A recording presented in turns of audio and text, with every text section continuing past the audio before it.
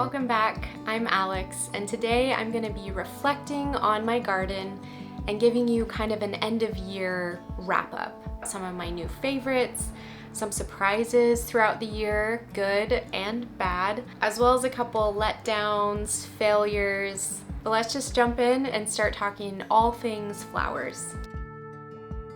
So my last garden update was in July when everything had just entered their prime blooming window. And then towards kind of the end of August, I started having a few changes happening in the garden. So some of my early bloomers, like my larkspur and my forget-me-nots, those started to go to seed. My successions of stock kind of fizzled out. I think I only did about 3 successions this year, and then I had a couple of plant varieties start blooming. So my bee balm started blooming randomly at the end of August. It feels late to me, but this is the first year that I planted bee balm, started it from seed and planted it in the cut garden. It grew really tall and finally started blooming, and it was beautiful and the pollinators loved it, and that was a really fun surprise. And then I had my China asters start blooming kind of end of August, early September. They just went off. And they're usually a late summer bloom, so that's always one of my favorite things about China asters. And I actually just made a whole video about growing them, which I will link below if you're interested in watching that. But yeah, so now we are early November. We haven't had a really hard freeze yet. We've had a couple of light freezes here and there. Day by day, it's very consistently chillier outside, so just waiting for winter. I always have mixed feelings about winter because I'm sad that all of my flowers are done for the year, and there's still so many things to do in the garden to kind of get it ready for winter and get things kind of prepared for the next growing season.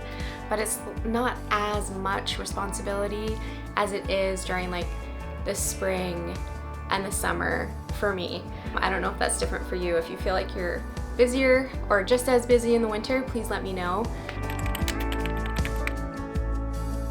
So now let's get into some of the issues that I ran into this year.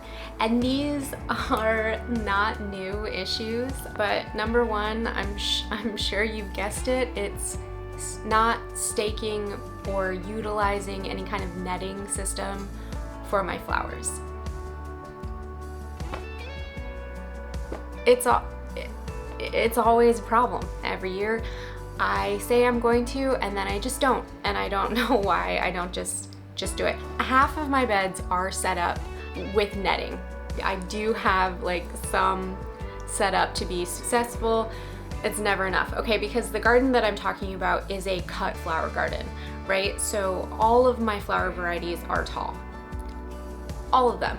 Pretty much every single one of them benefits from staking or netting or something to help them grow straight, grow tall, not break. And yet here I am year after year. So please do yourself a favor and learn from my foolishness. My yarrow fell over eventually. My China asters were droopy. My stock had a very unappealing curve to them, which made cutting and arranging a little bit tricky. And my pincushion flowers were a tangled mess of stems and seed pods. Am I embarrassed to admit this to you? Yeah,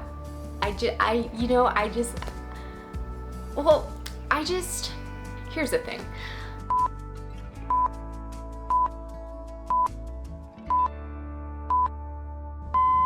Sometimes it feels like we need to have all of our ducks together and we need to do things perfectly because all the information is out there, so there's no reason for us to do something wrong and, to be imperfect. And if I'm just being completely transparent, my ducks are not together. They're all over the place, okay? I've probably lost a couple of those little guys along the way. It's not perfect over here. It's not pretty, it's not always. I mean, it is pretty, okay? My gardens, they're beautiful, but it's not always a perfected beauty, you know? There's some madness to that magic, and I'm okay with that. I kind of love that. So whatever it is that you're trying to do, I'm gonna assume maybe it's gardening since you're here and you're watching me. Just don't worry about your ducks, you know? Just get into it, just do it. It's okay if it's not perfect.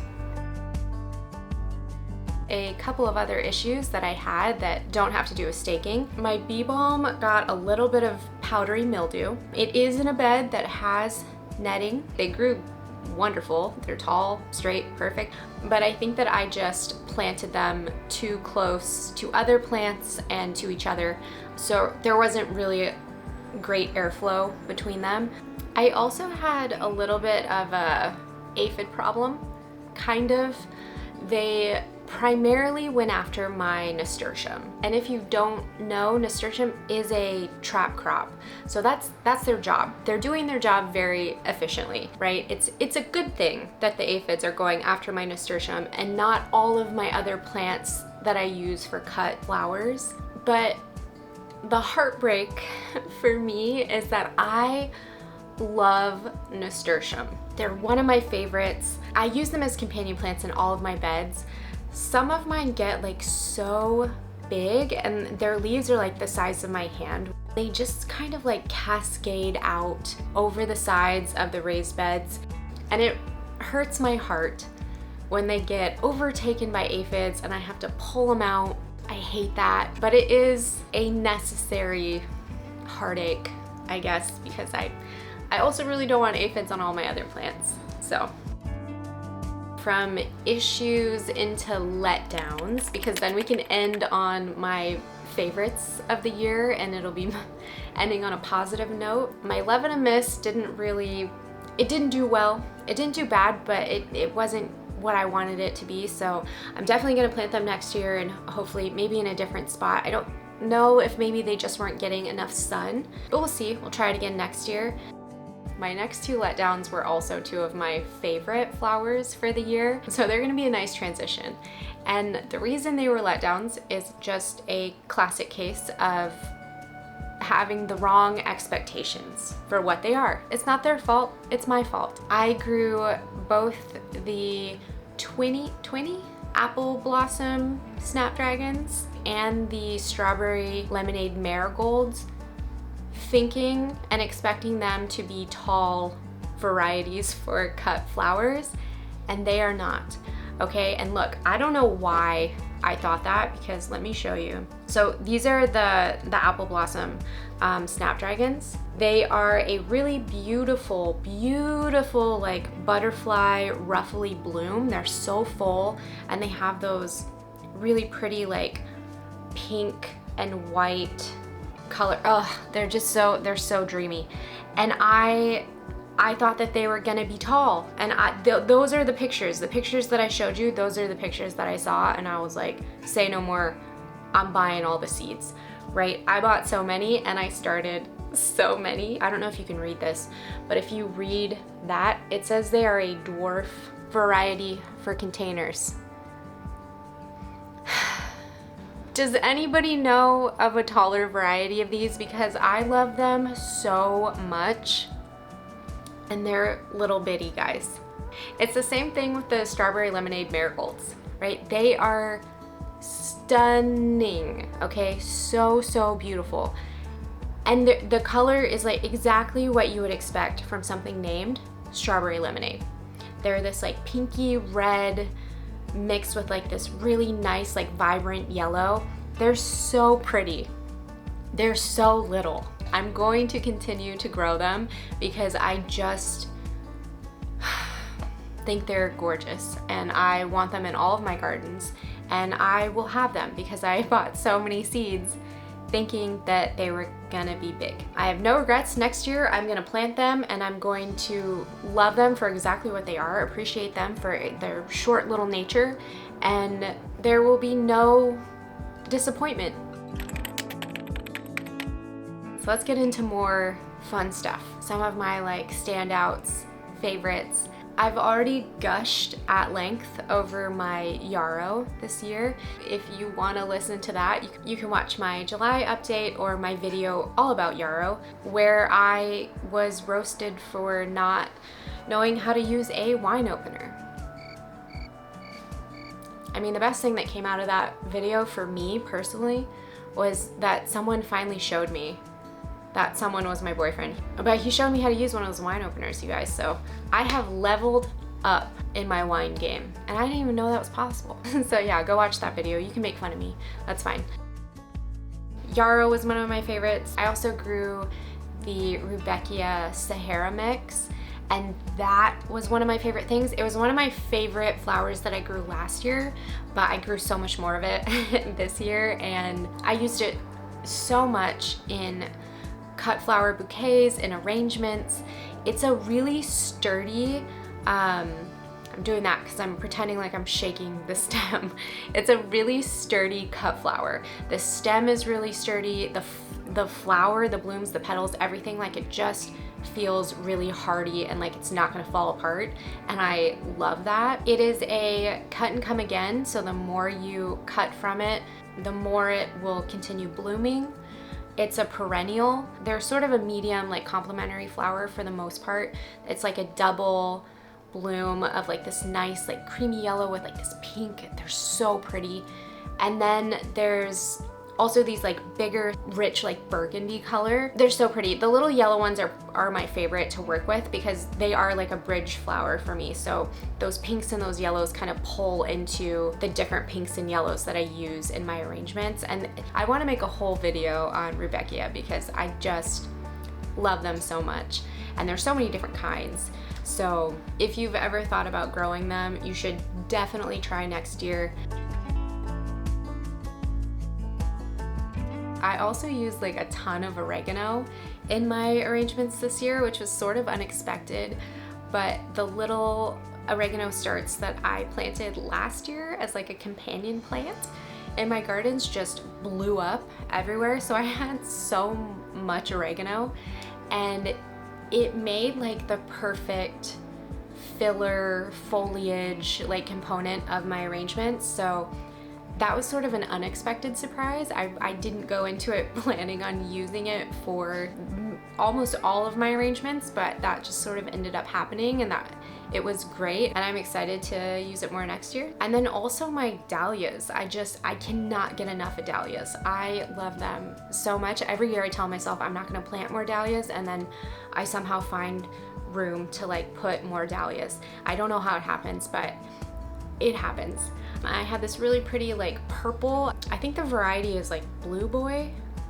I don't know for sure. I'll try and find it for you, but it's this really like gorgeous purple, and it's very vibrant and just, that was definitely one of my favorites. And then I had this really fun like yellow that was more of that like cherry blossom, I guess, like bloom. I might be describing that wrong, but where it has like the big like pom-pom in the middle and then the single bloom. And it was just such a good yellow.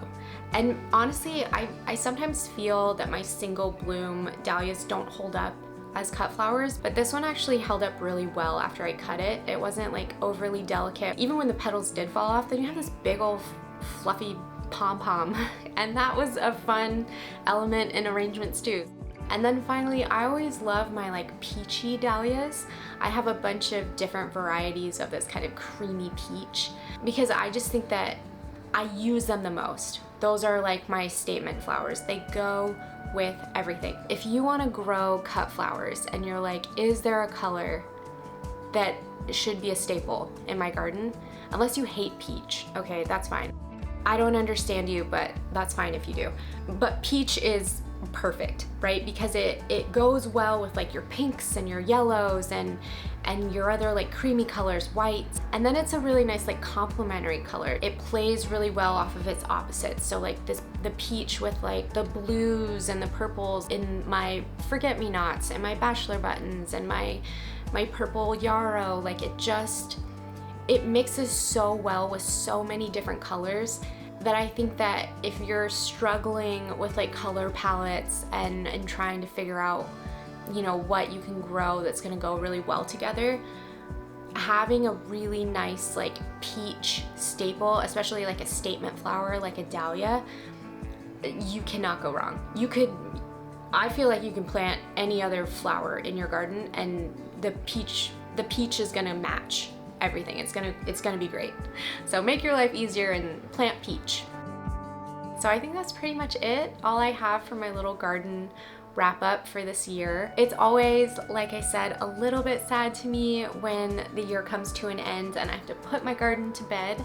There's still work to be done. We are getting ready for all of our like winter garden chores, so stay tuned for any content related to that if you're interested. And then, I don't know if I'm crazy, tell me if you are the same, but I'm already planning my garden for next year. I have so many ideas, and it's November, okay? My garden is just now being put to sleep, and I'm already like, next year is gonna be great. So I'm very excited. I can't wait to start talking to you about everything that I'm gonna be doing, things that I'm gonna be changing. It's gonna be so fun. So thank you for hanging out today, and I will see you in the next one.